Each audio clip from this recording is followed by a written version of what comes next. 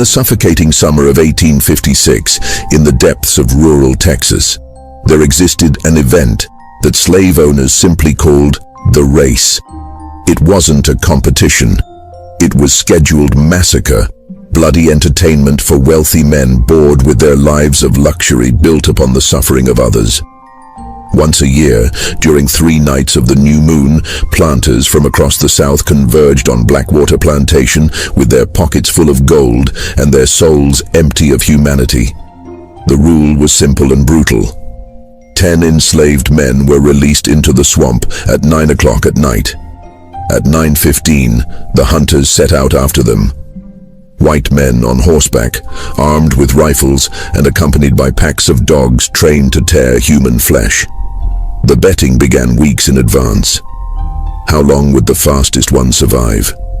How many bodies would be recovered by morning? Which master had the most resilient slave? No one had ever survived the Blackwater race. In 7 years of existence, 70 black men had been thrown into that swampy hell. 70 men had died, shot, drowned, torn apart by dogs, or simply swallowed by the mud and the night. Their bodies fed the alligators. Their names were forgotten before dawn. And the next morning, while house slaves cleaned the blood from the master's boots, life on the plantations continued as if nothing had happened. But in the 8th year, something changed. Among the 10 men chained in the yard of Blackwater Plantation that June night, there was one the other slaves called simply Abel. His back carried the scars of 200 lashes. His eyes had witnessed the sale of his wife and children to distant plantations. His hands knew only work and pain.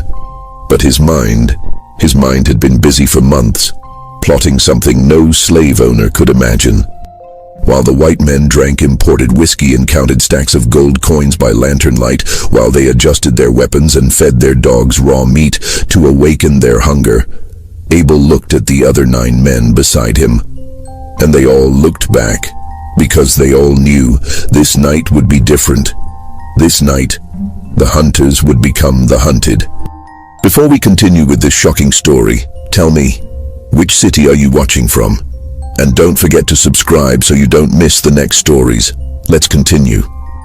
The Blackwater Plantation sprawled across 3,000 acres of East Texas wilderness, where pine forests gave way to cypress swamps, and the land itself seemed to hold secrets in its dark waters. Colonel James Whitmore had inherited the property from his father, along with 147 human beings he considered livestock.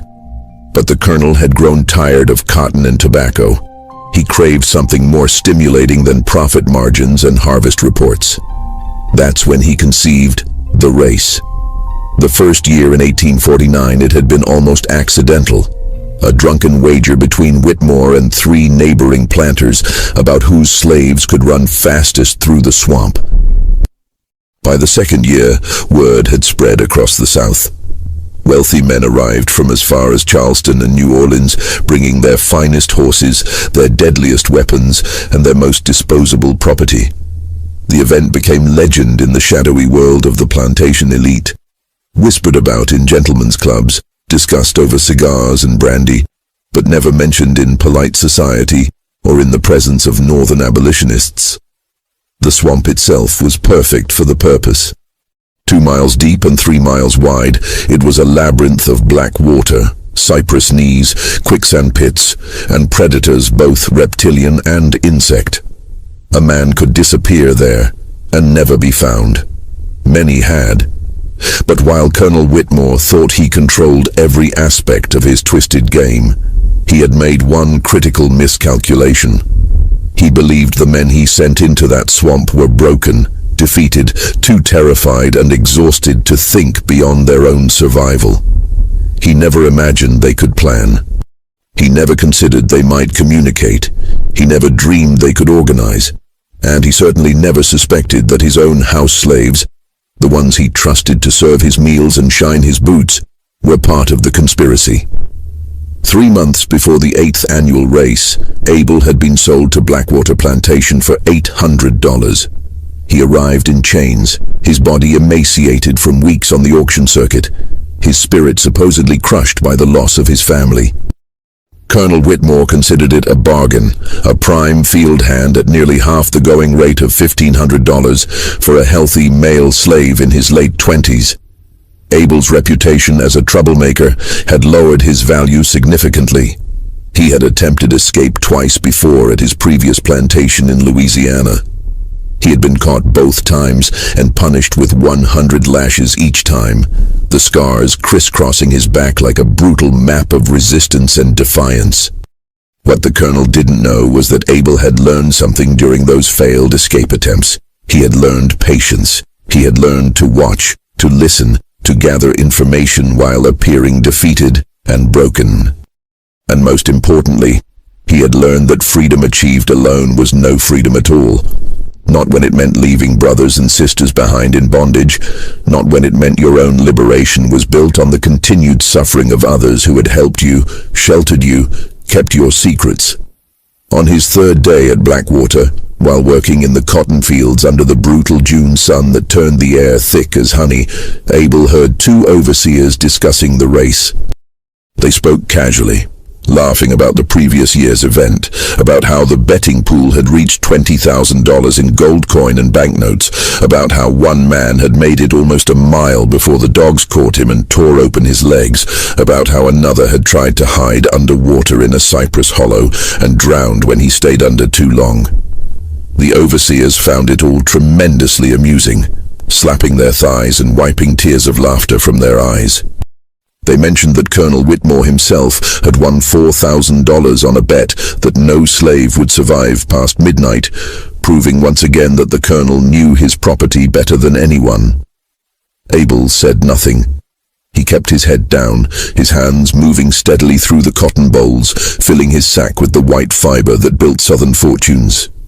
But his mind was racing, calculating, remembering every word. That evening in the slave quarters, a collection of rough wooden cabins behind the main house where the enslaved population lived in conditions barely fit for animals, Abel sat quietly, while the other men and women ate their meager rations of cornmeal and salt pork. The portions were carefully measured to provide just enough nutrition to keep them working, but never enough to satisfy the constant gnawing hunger. He listened to their conversations, learning names, relationships, hierarchies, the invisible social structure that existed beneath the surface of plantation life. There was Samuel, a massive man who worked as the plantation blacksmith, worth at least $2,000 because of his specialized skills in metalworking and repair. There was Moses, quick and clever, who tended the colonel's horses, including a thoroughbred stallion valued at $3,000 that had been shipped from Kentucky. There was Isaiah, who had been at Blackwater longer than anyone else, 15 years of unbroken servitude that had left him gaunt but observant. His value diminished to perhaps $500 due to age and visible exhaustion.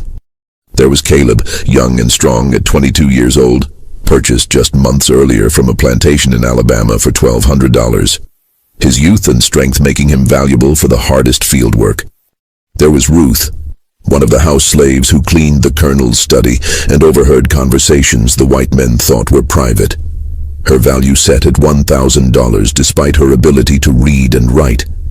Skills she kept carefully hidden because literacy in a slave was considered dangerous. Abel watched them all carefully. He said little during those first weeks, establishing himself as quiet and compliant, never drawing attention to himself. He worked hard, never complained, never met the eyes of white men directly, performed every task with mechanical efficiency. The overseers began to relax around him, convinced that the whippings at his previous plantation had finally broken whatever defiant spirit he once possessed. They stopped watching him as closely, stopped checking on him as frequently, and that was exactly what Abel wanted. Invisibility was a kind of freedom, the freedom to observe without being observed, to plan without being suspected. It was Ruth who approached him first. She came to his cabin on a moonless night, 2 weeks after his arrival, moving silently through the darkness like a ghost. Abel had been lying on his rough straw mattress, staring at the ceiling through gaps in the wooden planks, when her shadow appeared in his doorway. The cabin was barely 10 feet square, with walls that didn't quite meet the roof and a dirt floor that turned to mud when it rained. 6 men slept there, packed together. But that night, Abel was alone because the others were working a night shift in the sugar house. "You planning something?" she whispered. It wasn't a question but a statement of fact. Abel remained still, unsure if this was a trap. House slaves sometimes reported to the master in exchange for small privileges, an extra piece of meat, a warmer blanket, a day without work. The masters called them good slaves and rewarded their betrayals, while the other enslaved people called them something else entirely. Ruth seemed to read his thoughts. "I ain't no informer. I've been here 6 years. I seen 3 races. I seen 30 men go into that swamp. 30 men who never came back. One of them was my brother. His name was Daniel. He was 16 years old. The dogs got him in the first hour. I heard him screaming from the main house where I was serving brandy to the men who bet on how long he'd last." Abel sat up slowly. In the faint starlight coming through the gaps in the cabin walls, he could see her face clearly now, the hatred burning in her eyes like hot coals. The same hatred he carried in his own chest like a permanent weight. "I heard the overseers talking about you," Ruth continued, her voice barely audible even in the silence. "Said you tried to run twice before at the Manhunt plantation in Louisiana. Said you took 100 lashes each time and didn't cry out, didn't beg, didn't break. Said you're either the bravest fool they ever seen or the most dangerous. I think you're dangerous, and I think you're planning something for the race." Abel studied her for a long moment, weighing the risk. Then he nodded once, slowly, committing himself to trust, because without trust there could be no plan, no resistance, no chance. "The colonel keeps his guns in a cabinet in his study," Ruth said quickly, as if she'd been waiting months to share this information. 6 rifles, 4 pistols, all loaded and ready. The key hangs on a hook behind his desk, right next to the portrait of his father. Every night after dinner, he drinks a bottle of bourbon, sometimes 2 if he's had a good day. By 10 o'clock he can barely walk straight. The overseers play cards in the barn until midnight, drinking corn whiskey and betting pocket money.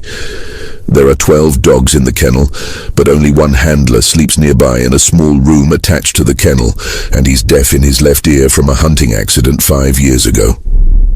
Abel felt something stir in his chest, something he hadn't felt in years. Hope. Dangerous, treacherous hope that could get you killed if you believed in it too much. But also the only thing that made survival worthwhile. "How many others know?" he asked quietly. "Samuel knows. Moses knows. Isaiah been talking about it for years. But he never had nobody willing to lead, nobody crazy enough to try. There's others too. People who work in the house. People who move around the property. Maybe 10, 12 people total who would help if they thought there was a real chance. We've been waiting for someone like you." Over the following weeks, Abel moved carefully through the plantation, making contact with each person Ruth had mentioned. They met in small groups, never more than 3 at a time, always in different locations to avoid establishing a pattern that might be noticed. In the blacksmith shop, where the ring of hammer on anvil covered their whispered conversations. In the tobacco drying barn, where the thick leaves absorbed sound and created shadowy spaces. In the cistern behind the kitchen, where the splash of water being drawn masked their voices. Each meeting was brief, purposeful, focused on gathering information and building trust. Samuel the blacksmith became essential to their plan. He was a thoughtful man despite his size, someone who had spent years working with metal and fire, understanding how things could be shaped and transformed. He began setting aside pieces of scrap iron, shaping them secretly into crude but effective weapons. A blade attached to a wooden handle that could pierce flesh. A spike that could be driven through bone. lengths of chain that could strangle or be used to bind. He worked slowly, carefully, never taking so much material that it would be noticed, never working on the weapons when anyone was watching. Over 8 weeks he accumulated enough weapons for 10 men, hiding them in 3 separate locations around the property, buried in oilcloth to prevent rust, placed where they could be retrieved quickly when needed. Moses studied the horses and the layout of the property with an expert eye.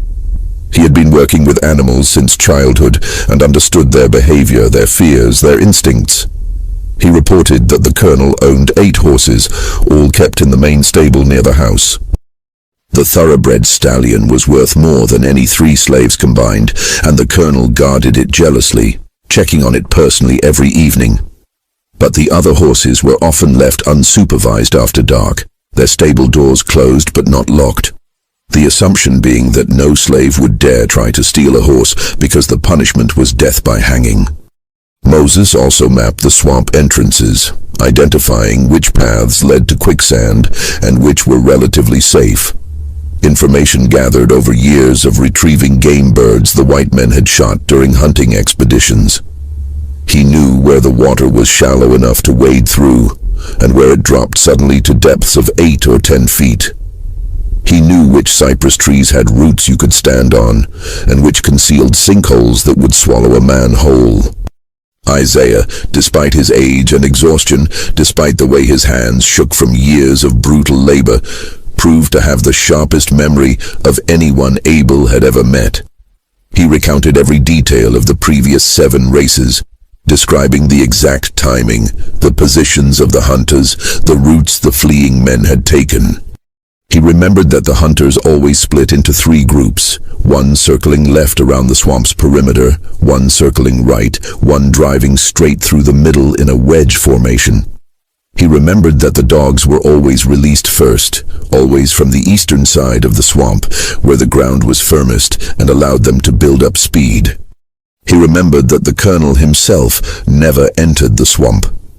Instead, watching from a raised platform near the starting point, a wooden structure about 8 feet high that gave him a clear view of the initial chase.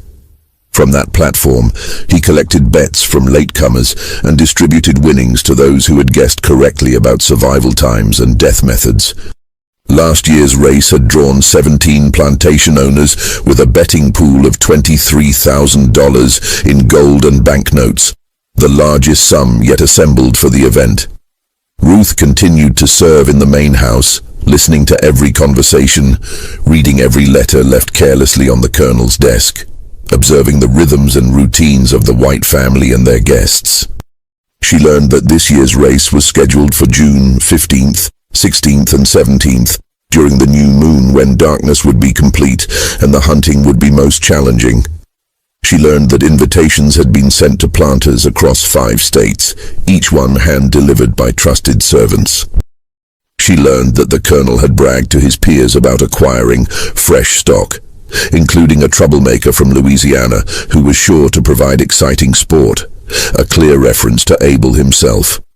She learned that the entry fee for hunters had been raised to $500 per night, with all proceeds going into the prize pool, making this year's event potentially the most lucrative yet. The colonel expected this year's race to be the largest yet, perhaps drawing 30 participants and a betting pool exceeding $40,000. But most importantly, Ruth learned something the colonel had mentioned casually over dinner one evening, something he considered insignificant, but which changed everything about Abel's planning. This year, for the first time, the colonel planned to allow the selected slaves to spend the afternoon before the race unchained, to let them build up hope before crushing it in the swamp. He believed this psychological torture would make the event more entertaining, that men who spent hours contemplating possible escape routes would run harder, fight more desperately, provide better sport for the paying audience. The idea had come from one of his guests the previous year, a plantation owner from Mississippi who claimed to have extensive experience in managing slave psychology for optimal performance. When Ruth reported this to Abel, he smiled for the first time since arriving at Blackwater. It was not a pleasant smile, not the smile of happiness or joy, but the smile of a man who had just been handed the key to his enemy's destruction. "That's when we move," he said quietly. The plan took shape slowly over the following weeks, refined through dozens of whispered conversations, tested against every possible contingency they could imagine. They would not try to escape during the race itself, which is what everyone expected, what every slave before them had attempted. They would not run blindly into the swamp, where terrain and trained hunters gave all advantage to the white men. Instead, they would turn the event inside out, transform the hunters into the hunted, use the chaos and darkness to their advantage, and strike back with a violence that would echo across the South for generations. But they needed more than weapons and timing. They needed people willing to die if necessary, willing to fight against impossible odds, willing to sacrifice individual survival for collective revenge. They needed men who had reached the point where death held no terror because life had become indistinguishable from death, where the only remaining choice was between dying like an animal or dying like a warrior. Abel approached each candidate personally, usually late at night, always in private. Caleb was first. The young man from Alabama had been selected for the race, chosen because of his youth and strength, qualities the colonel believed would make for exciting sport. A man who would run fast and far before being brought down. When Abel told him the plan in complete detail, holding nothing back, Caleb's eyes went wide with a mixture of fear and something else, something that looked almost like hunger. "You talking about killing white men?" Caleb whispered, the words barely forming on his lips. "They'll hunt us forever. They'll kill everyone on this plantation. They'll make an example that'll be remembered for 100 years. They're going to kill us anyway," Abel replied calmly, stating it as simple fact. "You've been selected for the race. You understand what that means? You got maybe one chance in 100 of seeing sunrise, and that's if you're lucky. Most men don't last 2 hours. The record is 3 hours and 40 minutes, set 3 years ago by a man named Joshua, who made it almost to the western edge before the dogs cornered him against a ravine. They say he fought the dogs with his bare hands for 15 minutes before a hunter shot him in the head. That's the best anyone has ever done. 3 hours and 40 minutes of terror before dying. Is that the death you want?" Caleb was silent for a long moment, his hands trembling slightly. Then he nodded slowly. "I rather die fighting than die running. I rather take some of them with me than just be their sport." Abel found similar resolve in the others. There was Thomas, a field hand who had watched his wife sold away 3 years earlier, her price of $900 used to pay the colonel's gambling debts after a bad night of cards in New Orleans. Thomas had tried to buy her freedom, had begged the colonel to sell him instead, had offered to work double shifts for the rest of his life. The colonel had laughed in his face and sold the woman to a brothel in Mobile. There was Benjamin, who bore scars on his arms from a punishment that had involved holding hot coals for speaking back to an overseer, a torture that had left his hands permanently damaged, reducing his value but not his hatred. There was Elijah, whose son had been beaten to death at age 12 for stealing an apple from the colonel's orchard. His small body valued at nothing in the plantation ledgers, his murder recorded simply as disposed of damaged property, with no further explanation or consequence. There was Marcus, who had been separated from his mother at age 8 and sold at auction in Charleston for $400, who could still remember her screaming his name as he was loaded onto a wagon. There was Joseph, purchased just a year ago for $1,000 after his previous owner went bankrupt, who had been a house slave at a relatively comfortable plantation before being sold to the brutal conditions of Blackwater. Each man had a story written in scars and loss. Each man had reached the point where death held no more terror than life. Each man was ready. By late May, they had 10 men committed to the plan. They had weapons hidden in 3 separate locations around the property. They had detailed knowledge of the swamp, the timing of patrols, the habits of the overseers. They had Ruth and 3 other house slaves ready to help from inside the main house, to drug food if needed, to unlock doors, to create distractions. They had Moses ready to handle the horses, to scatter them at the critical moment. They had Samuel ready to break the locks on the ammunition storage if the opportunity presented itself. What they didn't have was any guarantee the plan would work. There were too many variables, too many things that could go wrong. A single betrayal would doom them all to torture and execution. A single mistake, one moment of hesitation or panic, could unravel everything. The margin between success and catastrophic failure was razor thin. Abel lay awake at night, reviewing every detail, searching for weaknesses, playing out scenarios in his mind. The weight of responsibility pressed on him like a physical thing, like carrying another person on his back. These men were trusting him with their lives. Their families, the other slaves on the plantation, everyone was at risk. If he failed, if the plan collapsed, the repercussions would be measured in blood and screaming. The colonel would make examples that would be talked about for decades, public torture and execution designed to crush any thought of resistance anywhere in the South. But if he succeeded, if they actually pulled this off, they would strike a blow that would echo far beyond Blackwater Plantation. They would prove that enslaved people could fight back, could organize, could defeat their oppressors despite overwhelming odds. They would create a story that would spread from plantation to plantation, whispered in fields and cabins, sung in coded spirituals, carrying a message of resistance and hope to thousands of people who lived without either. On June 1st, Colonel Whitmore made his official selections for the race.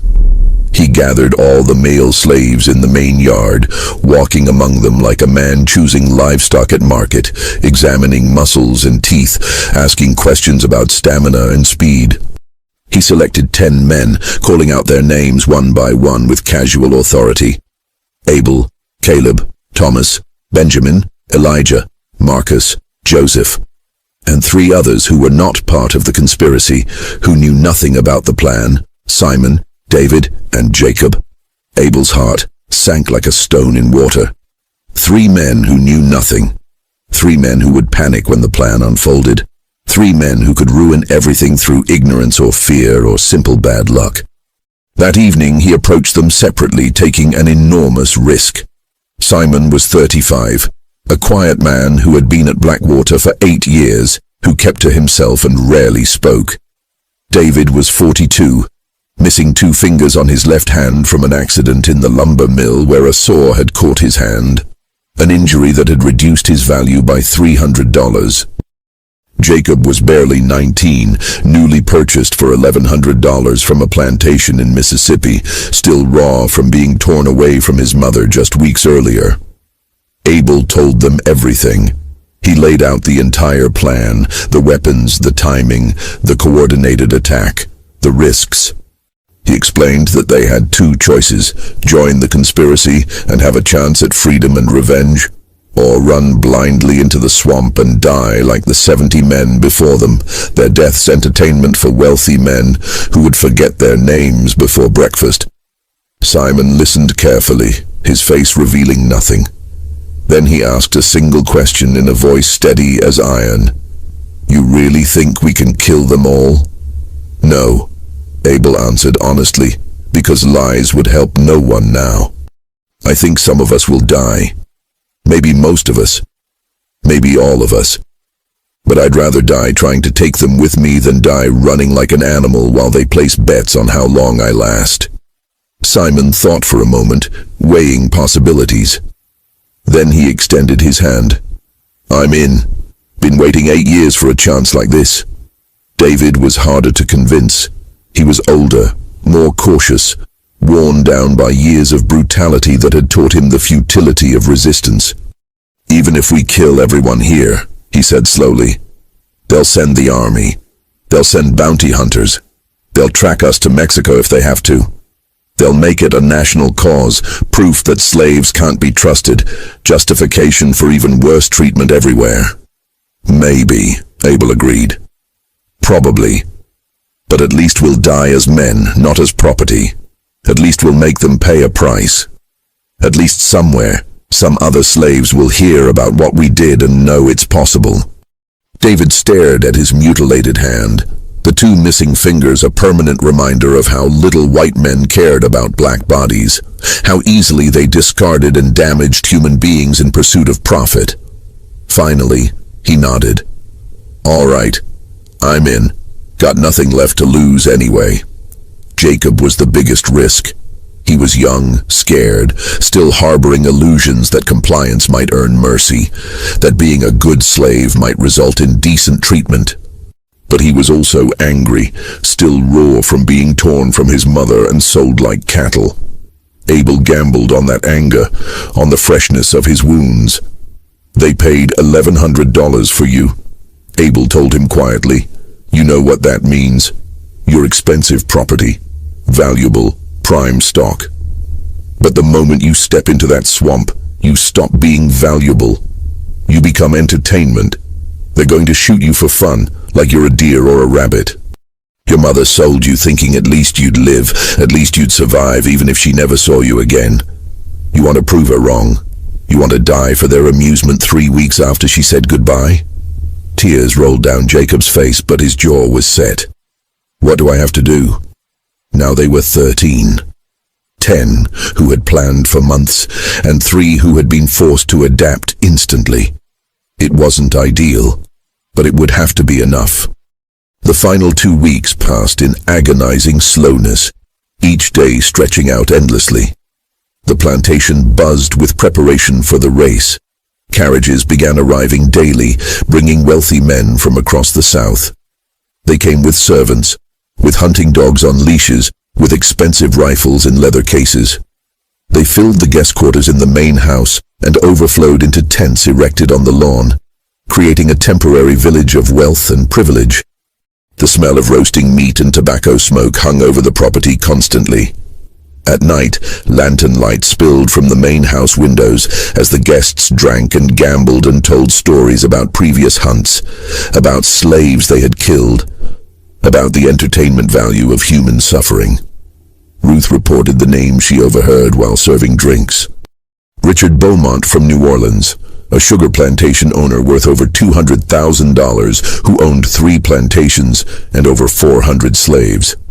Henry Caldwell from Alabama, who owned 4 plantations and nearly 600 slaves, who had built his fortune on cotton and cruelty in equal measure. William Preston from Georgia, who had won $3,000 at last year's race by correctly betting that 1 slave would survive past midnight, but not see dawn. Thomas Ashford from Mississippi, who had brought 12 dogs and was offering side bets of $100 per dog on which animal would draw first blood. Jonathan Reed from South Carolina, who owned a slave trading company and had personally auctioned over 15,000 human beings in his career, separating families and selling children with the casual efficiency of a man selling livestock. These were not poor men struggling to survive. These were not desperate men driven by need. These were the wealthiest, most powerful members of Southern society, men who shaped laws and controlled governments, men who sat in state legislatures and congressional seats, men who considered themselves the pinnacle of civilization while organizing hunts of human beings for entertainment. They saw no contradiction in attending church on Sunday and betting on how long a man could survive being hunted on Saturday. The betting pool grew larger than any previous year. By June 14th, it had reached $52,000 in gold coins, banknotes, and promissory notes from banks across the South. The colonel displayed it in leather bags on a special table in the main house, arranged like trophies for all the guests to admire. $52,000, more money than any slave would see in 10 lifetimes of labor, more money than most white men would earn in 20 years of work. All of it wagered on human suffering. The slaves working in the main house reported that the guests were particularly excited this year. They spoke of fresh blood and new sport. They discussed strategy for the hunt, debated the best positions, compared weapons. They fed the dogs raw meat and let them go hungry for 2 days before the race to sharpen their hunger and aggression, to make them more vicious when released. On the morning of June 15th, the selected 13 were separated from the other slaves and taken to a holding pen near the swamp's edge. As promised, they were kept unchained, though 4 armed overseers watched them constantly from a raised platform. They were given extra food, cornbread and actual meat, a mockery of kindness designed to give them energy for running. The white men wanted good sport. They didn't want their prey to collapse from exhaustion before the entertainment began. Abel used the time to review the plan one final time with the others, speaking in voices too low for the overseers to hear. They huddled in a corner of the pen, their bodies blocking the view, their words carried away by the afternoon breeze. Samuel would be positioned near the eastern edge, where he had hidden 3 iron blades wrapped in oilcloth. Moses would head for the western side, near where the horses were tied to a rail fence. Thomas and Benjamin would stay together in the center, where crude spears fashioned from sharpened wood were buried under leaves and mud. The others would spread out in a loose formation, each man knowing his role, each man ready to adapt if things went wrong, which they almost certainly would. The critical moment would come 30 minutes after they were released, when the hunters entered the swamp with confidence high and guard down. The slaves would not be running away in panic. They would be circling back, using paths they had studied for months, positioning themselves for ambush, turning from prey into predators. "They think we're animals," Abel told the others quietly. "They think we're going to run in panic, make mistakes, die easy. That's what they've seen for 7 years. That's what they expect. So we give them the opposite. We move slow and careful. We move quiet. We use everything we know about this swamp, and they know nothing. And when they come into our territory, when they're spread out and overconfident, we take them apart one by one." As darkness fell across Blackwater Plantation, the guests assembled near the starting point. Dozens of lanterns illuminated the scene, casting long, dancing shadows across the lawn. The dogs strained at their leashes, snarling and snapping at the air. The hunters checked their weapons with practiced efficiency, loading rifles and pistols, adjusting sights, preparing for the hunt. The colonel stood on his raised platform, addressing the crowd with whiskey-soaked pride, his voice booming across the assembled wealth. "Gentlemen," he called out, spreading his arms wide, "welcome to the 8th annual Blackwater race. This year, we have 13 fine specimens for your entertainment. The betting pool stands at $52,000, the largest in our history. As always, bets may be placed on survival time, distance traveled, or manner of death. The prey will be released at 9 o'clock sharp. The hunt begins at 9:15. May the best hunter win, and may we all enjoy a profitable evening." The crowd cheered enthusiastically. Money changed hands as last-minute wagers were made. Someone bet $500 that no slave would make it past the first creek. Someone else bet $300 that the dogs would kill at least 3 men before the hunters fired a shot. The atmosphere was festive, celebratory, like a county fair or holiday gathering. The 13 men were led to the starting line by overseers with whips and rifles. Abel looked back at the assembled white men, at their confident faces, at their expensive clothing, at the weapons glinting in the lantern light. He memorized every detail. These were the faces of people who considered themselves superior, who believed they had a God-given right to own and destroy human beings, who built their entire civilization on the principle that some lives had value and others did not. In a few hours, Abel thought, some of those faces would be gone forever. The colonel raised a pistol high above his head. The crowd fell silent, anticipation thick in the air. Then he fired into the sky, the shot echoing across the property.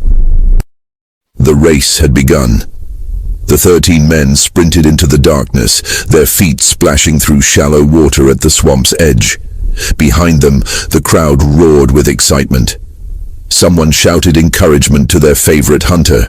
The dogs howled desperately, straining to be released, but for exactly 15 minutes the slaves would have a head start. Time to establish distance, time to disappear into the labyrinth of water and trees. Abel led the group deeper into the swamp, but not at full speed. Running all out would exhaust them within minutes and leave them gasping for breath when they needed to be silent. They needed to preserve energy and stay together. In previous years, the slaves had scattered in panic, each man trying to save himself, that individualism dooming them all to isolation and death. 200 yards, then we split. Abel called back to the others, his voice low but clear. Remember the markers. Remember the plan. They had spent weeks learning this terrain, mapping every feature in their minds. That lightning-struck cypress meant turn left towards solid ground.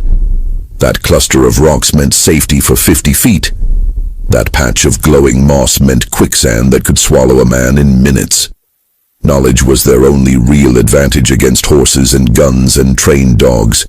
At exactly 9:15, they heard the second gunshot. The hunters were coming. They heard dogs baying, men shouting to each other, the splash of horses entering the water. Now, Abel hissed. The group split into 4 units as planned. Abel took Simon, Jacob, and Caleb with him, circling toward the eastern edge where Samuel had hidden weapons. Thomas and Benjamin moved west with David, heading for the wooden spears. Marcus, Joseph, and Elijah headed north toward the deepest part of the swamp, where horses couldn't follow, where the water was over a man's head, and cypress roots created a maze no one could navigate without intimate knowledge. Each group knew their route, their destination, their timing. The plan was for everyone to circle back toward the starting point from different directions, creating confusion, making the hunters think they were chasing fleeing prey, when in reality, they were walking into carefully prepared killing zones. Abel's group moved quickly through water that came up to their thighs, cold and black and smelling of decay. They could hear the hunters behind them, shouting coordinates to each other, the dogs baying with bloodlust. But the sounds were moving in the wrong direction. The hunters were following the obvious trail, the one that led deeper into the swamp in a straight line. They think we're running straight like everyone before us, Caleb whispered. Following instinct instead of strategy.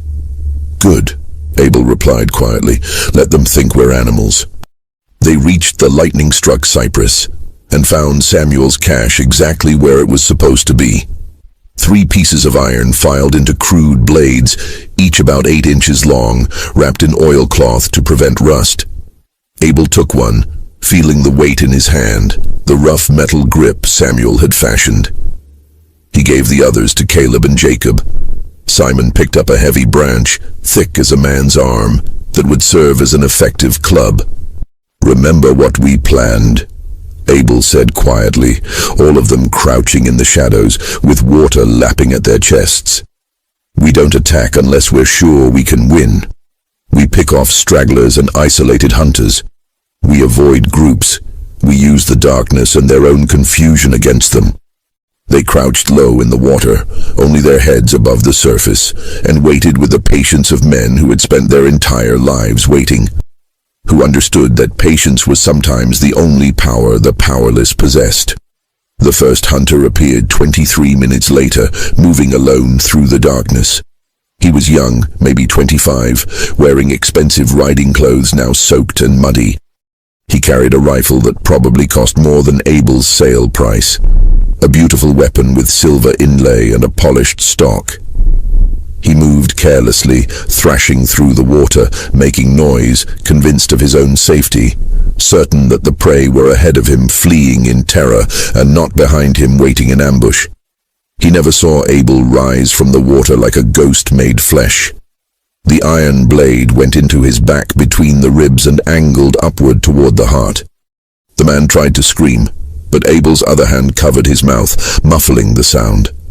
They pulled him underwater, holding him down as he struggled, as his movements became weaker, as the life left his body, and he became just another piece of the swamp. His expensive rifle sank into the mud, lost forever. "One," Abel whispered.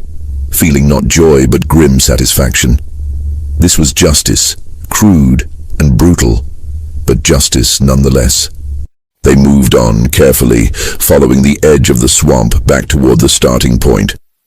They heard gunshots in the distance, then shouting that sounded confused, almost panicked. The hunters had discovered something, probably one of the decoy trails the slaves had prepared. More confusion, more chaos. Perfect. The second hunter they found was older, experienced, moving more carefully than the first. He had a pistol in one hand and a lantern in the other, a tactical error that destroyed his night vision while advertising his position to anyone watching. Abel let him pass, staying low in the water. Then Simon rose behind him silently and brought the heavy branch down on the back of his skull with devastating force. The man dropped instantly. They took his pistol and lantern, valuable prizes. 2. Caleb counted quietly. From different parts of the swamp came sounds of violence. A dog yelping, the sound cut short by something brutal. Men shouting in alarm, their voices high with fear. A gunshot, then another, then silence. The other groups were engaging the hunters, picking them off, disrupting the hunt. Abel's group reached the western edge of the swamp and found Moses waiting with Thomas and Benjamin. Between them lay 3 dead hunters and 2 dead dogs, their bodies partially submerged in dark water. Moses held a pistol he'd taken from one of the bodies. "The horses?" Abel asked quietly. "Scattered them like we planned," Moses replied with grim satisfaction. "Cut through the tethers, fired a shot in the air. They panicked and ran in all directions. Some of the white men went chasing after them, on foot, away from the swamp. Pure chaos. This was better than Abel had dared to hope. More chaos, more confusion, more hunters separated and vulnerable. "How many total have we killed?" Thomas asked. "At least 7, maybe more," Moses said. "But they're starting to realize something's wrong. I heard them trying to regroup near the center, calling for each other. Then we hit them while they're grouped," Abel decided. "All of us together. One fast attack, then we scatter before they can organize a real defense." They moved through the darkness toward the sounds of men calling to each other, voices filled with confusion and rising fear. The hunters had indeed gathered in a clearing, perhaps 15 of them, lanterns raised high, guns pointed at shadows. They were afraid now, the realization dawning that something had gone terribly wrong with their entertainment. The predators had become prey, and they knew it in their bones. Abel's group circled around them quietly, joined by Marcus, Joseph, and Elijah, emerging from the north like vengeful spirits. 13 slaves, armed with stolen guns, crude blades, clubs, and stones. 13 men who had nothing left to lose and everything to gain. They attacked from 4 directions simultaneously, a coordinated assault born of desperation and rage and months of planning. The gunfire was deafening, echoing across the swamp. Men screamed. Lanterns shattered, plunging sections of the clearing into darkness. In the chaos and confusion, hunters shot at each other as often as at the slaves. Abel saw the young man from South Carolina, Jonathan Reed, the slave trader, who had sold 15,000 human beings, trying to reload his rifle with trembling hands. Abel's blade opened his throat. 15,000 lives ended with one stroke. The fight lasted perhaps 4 minutes, an eternity compressed into moments of pure violence. When it was over, 12 more hunters lay dead or dying. The remaining few fled into the darkness, their courage evaporated, running in blind panic like the prey they had come to hunt. Abel took stock quickly. They had lost Benjamin, shot through the chest in the initial exchange of gunfire. They had lost David, his skull crushed by a rifle butt. 11 men remained standing, 11 survivors out of 13. "Back to the plantation," Abel ordered, his voice steady despite the adrenaline flooding his system. "Before they can regroup and organize a real defense." They moved quickly through the swamp, following paths they knew by heart, every root and stone familiar. Behind them, they could hear scattered gunfire, men shooting at shadows, fear consuming what remained of the hunting party. When they emerged from the swamp covered in mud and blood, they found the plantation in complete disarray. The guests who hadn't entered the swamp were gathering their belongings in panic, preparing to flee. Servants ran frantically. Dogs barked. The horses that hadn't been scattered were being hastily saddled by trembling hands. The colonel stood on his raised platform, trying to organize a defense, his face purple with rage and alcohol and dawning terror. "What are you doing?" he screamed at his guests, his voice breaking. "They're slaves, just slaves. We have guns, we have numbers, we can—" He never finished the sentence. Moses shot him from 30 feet away with steady hands. The colonel fell backward off the platform, landing in the dirt with his skull shattered, his blood soaking into the ground he had walked on like a king. What followed was not a battle. It was an execution, brutal and swift and merciless. The slaves had surprise, desperation, intimate knowledge of the property, and the support of over 100 other enslaved people who now saw their chance for freedom. The white men had panic, confusion, greed that made them prioritize saving their valuables over defending themselves, and the fatal arrogance of people who had never truly believed the enslaved could fight back. Some tried to fight, some tried to run, some tried to hide in buildings and root cellars. None succeeded. Ruth and the other house slaves joined in, using knives from the kitchen, heavy candlesticks, iron pokers from the fireplace, whatever they could find. Samuel opened the weapons cabinet in the colonel's study, distributing rifles to anyone who could shoot. The plantation slaves, previously uninvolved in the conspiracy, saw their opportunity and rose up. 147 people, enslaved and brutalized for years, turned on their oppressors with a fury that had been building across generations. By midnight, it was finished. 34 white men lay dead. The guests from Louisiana, Alabama, Georgia, Mississippi, South Carolina, all the wealthy plantation owners who had come for entertainment, the colonel and his overseers, the handlers and supervisors, all of them ended. The main house was burning, flames climbing into the night sky like a beacon, consuming the grand architecture built with slave labor.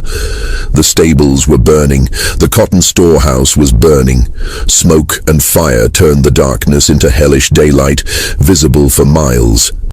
In the colonel's study, before the flames consumed it, they found the leather bags containing $52,000. Abel stared at the money for a long moment, all that gold and paper representing bets on human suffering. Then he picked up one bag and hurled it into the growing fire.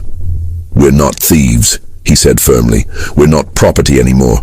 We're free people, and free people don't take blood money."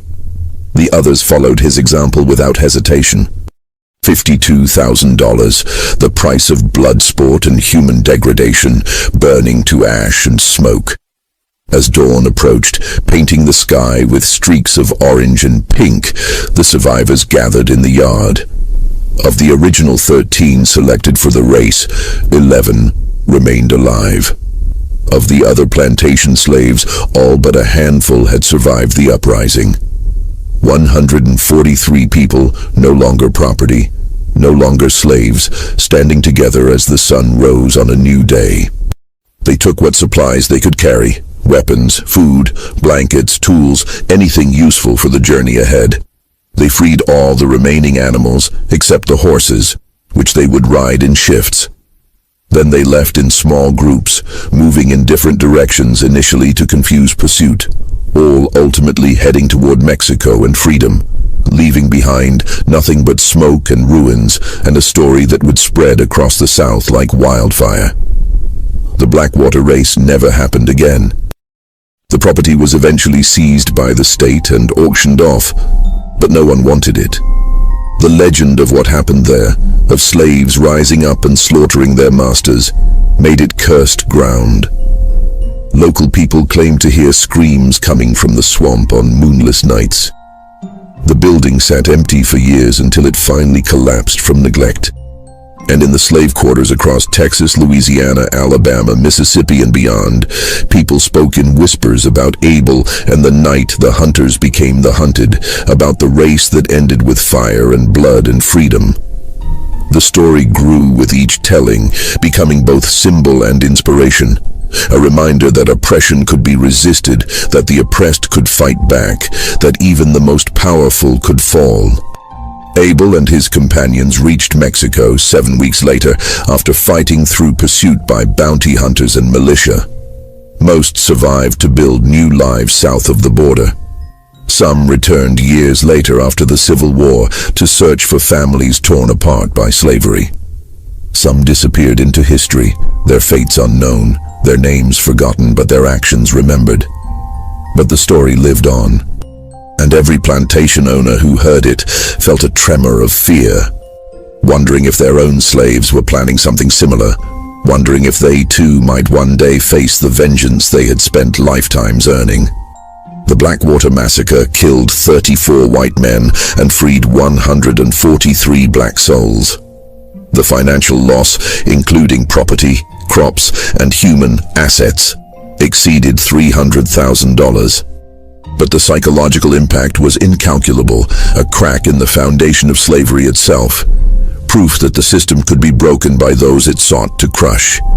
And somewhere in Mexico, Abel built a quiet life, never forgetting the night he transformed from prey to predator, never forgetting the men and women who fought beside him, never forgetting that freedom is not given but taken, paid for in blood and fire and absolute refusal to accept bondage as fate.